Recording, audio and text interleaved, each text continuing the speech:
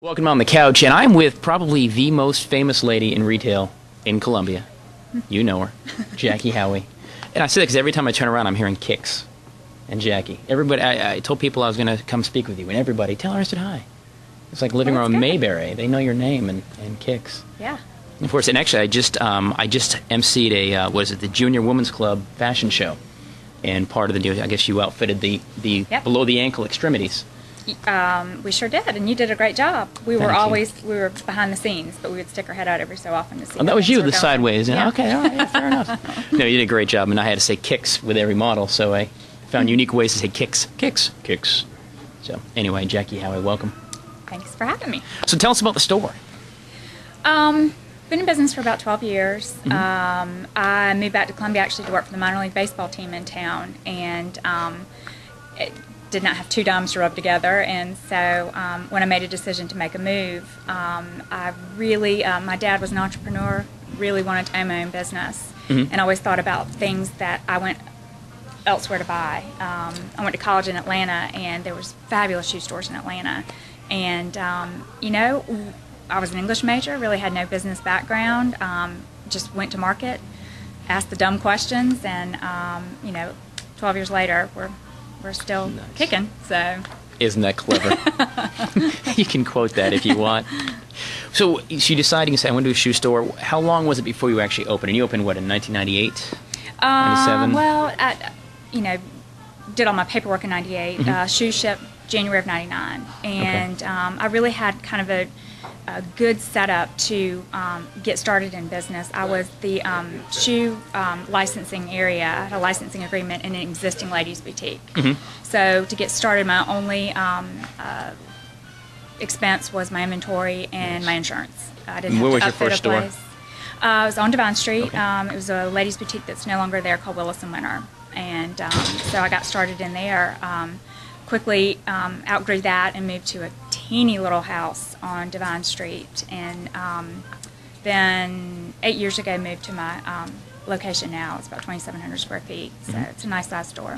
And you also have a location now in Lexington. And I do. you know, did you have them before? I know you just moved to the shops at Flight Deck, but That's correct. Kind of the same situation. I was inside of Lola, right across the street here, and just kind of outgrew, needed more room, and loved the Flight Deck, loved the kind of village feel of it. Isn't that great? I love it up there. Yeah, it's a great area.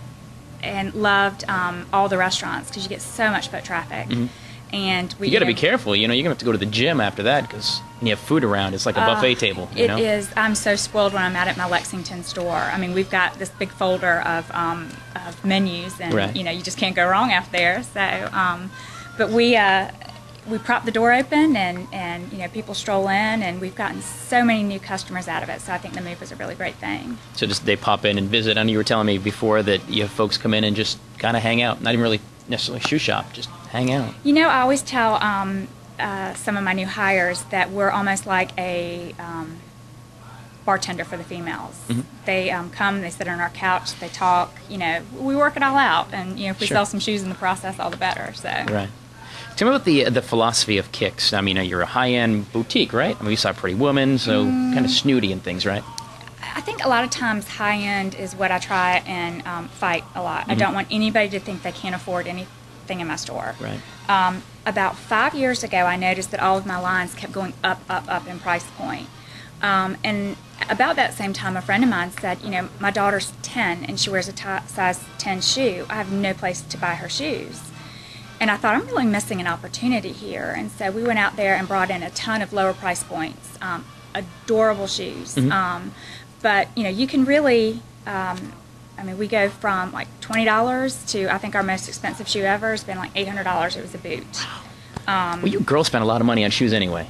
Hair and shoes. Yeah, but I mean, honestly, like if you come into the store, I can give you something fabulous for what you need in either price point. And, you know, it's a myth I try and dispel all the time because there's fabulous shoes at every price. So.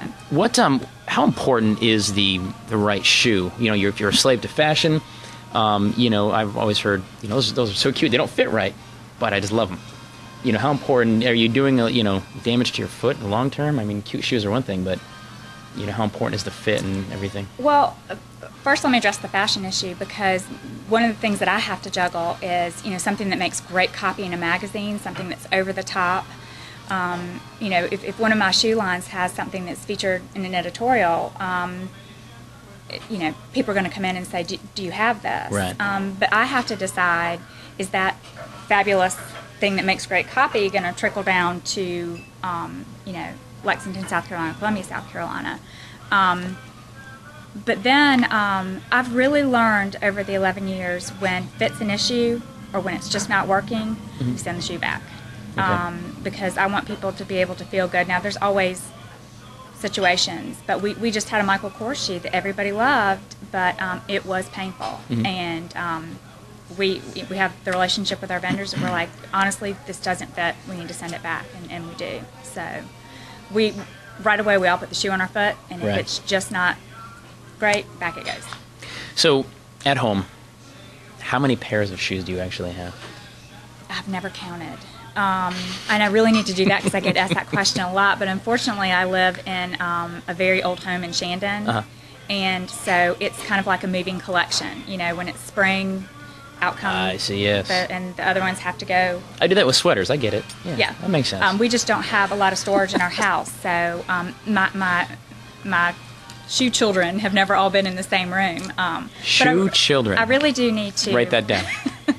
I really do need to count, because I get asked that question a lot. But then, it's a sliding scale, because, the next season comes, and then my new favorites arrive. And to sell a shoe, I've got to have it on my foot. Right. So.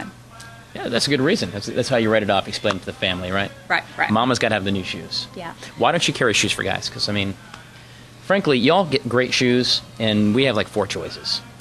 Honestly, it's... although I know what I like, it wouldn't be a whole nother set of markets, because they do show in the same places. It's just, for me, quality of life. I've found my niche, and other than a few little things, I'm not going to vary too much from my formula. Speaking of of your life, how do you balance you're a woman, a businesswoman, you own 2 successful stores. How do you balance that with with a family? And that's got to make some tough calls sometimes. A very wonderful, patient husband. A lot of times, he just helps out. Helps out with the books, helps out with my payroll. A lot of times he runs transfers if I can't get out here. But then, you kind of have to accept the fact that you're going to be disappointing somebody at some point in time. Right. I'm the type of owner that really likes to be on the floor. Where I need to be is working on the books and the invoices and everything else. Again, I was an English major. Accounting's not my thing. I would much rather be up front socializing. That being said, I have a problem when somebody comes into my other store and I've missed them. Right. So we really take pretty detailed notes, because I can read a sales report and see who bought something. But for me, wanting to keep up with my customers and everything, we just write. It's almost like a diary of the day. So and so stuck their head in and said hello. Her husband just won an award, and they're going to Tennessee, and she. So your customers are more than that, than they're your friends. A lot of times their stories and know their things. That's pretty cool. Yeah, it's for every big event in your life, you got to wear shoes, and hopefully we can help them in that process, and enjoy it along the way. So enjoy it with them.